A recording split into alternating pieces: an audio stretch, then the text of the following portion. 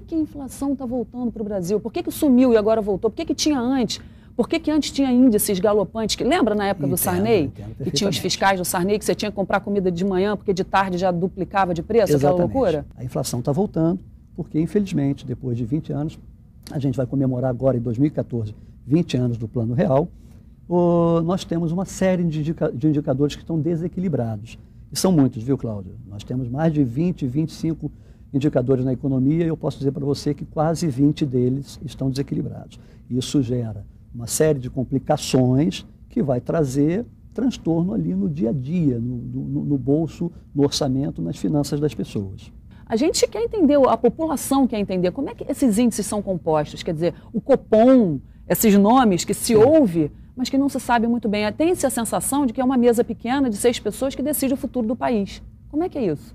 Não, não é isso. Na verdade, essa mesa pequena de meia dúzia ou uma dúzia de pessoas, elas decidem o futuro do país com base nesses indicadores, mas esses indicadores são desenvolvidos por grandes fundações, por grandes institutos econômicos, por grande conhecimento acadêmicos e científicos em economia. Mas o mais importante para o sujeito leigo entender é que ele precisa acompanhar, não tem jeito. E como isso funciona? Qual é a correlação que a Selic tem com o IPCA, que também se ouve muito essa outra sigla? Na verdade, o IPCA é a sigla mais importante da inflação, mas eu quero dizer para você que existem 18 siglas de inflação. Pois é, mas então, como não vai dar tempo de destrinchar todas, vamos nas principais. O IPCA do IBGE foi escolhida a sigla, o índice oficial de inflação, para que o governo, com foco nessa sigla, o IPCA, com foco nesse índice, que é IPCA, Índice de Preço Consumidor Amplo, né, possa controlar a inflação. Porque a inflação, eu costumo dizer, algumas pessoas não gostam de ouvir, mas a inflação é o câncer do dinheiro. Né? E nós já sofremos disso durante muito tempo. Nós tivemos uma cura agora em 1994, 95. A gente poderia estar comemorando 20 anos dessa cura agora em 2014, mas a gente, na verdade, está preocupado com uma possível reincidência da inflação. E por quê? O que deu, o que desandou que a inflação, que foi possível, quer dizer, se foi possível durante tanto tempo, por que está de volta? E isso aconteceu porque, infelizmente, como eu disse no início da nossa conversa, nós temos uma série de indicadores na economia e esses indicadores, a maioria deles desandou muito. A maioria deles ficou desequilibrada. Você é o ministro da Economia, como é que você vai resolver? Pronto, agora, aqui no programa. Se eu pudesse ter essa solução, na verdade, eu levaria mesmo para o governo, levaria para o ministro da Economia, porque uma infinidade de combinações desses indicadores,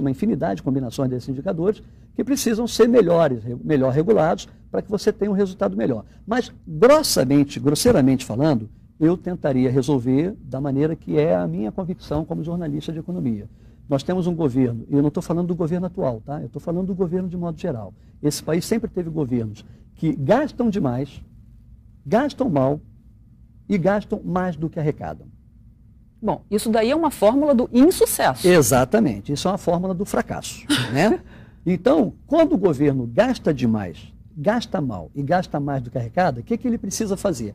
Para pagar as contas dele, do governo, eu estou falando da conta do governo, mas você pensa na sua conta, pensa na minha conta pessoal, pensa na conta da dona de casa. Para pagar as contas dele, para pagar a conta de luz, para pagar os funcionários públicos, para pagar todas as despesas, ele começa a oferecer para os bancos títulos públicos.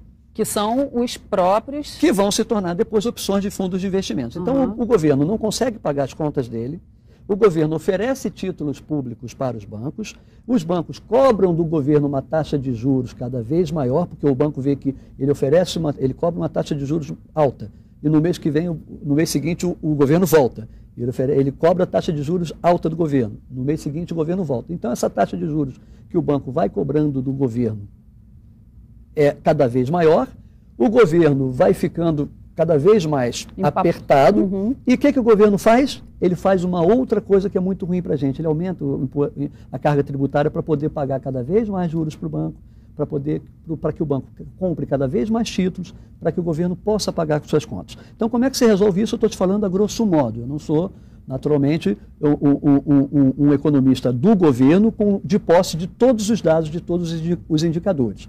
Como é que o governo poderia tratar disso? O governo poderia tratar disso gastando de maneira mais inteligente, gastando somente o que tem, Porque se a dona de casa gastar o que não tem, repara que ela vai ter em algum momento, pedir ajuda para algum parente, pedir ajuda para o vizinho, ou pior, pedir ajuda para uma agiota.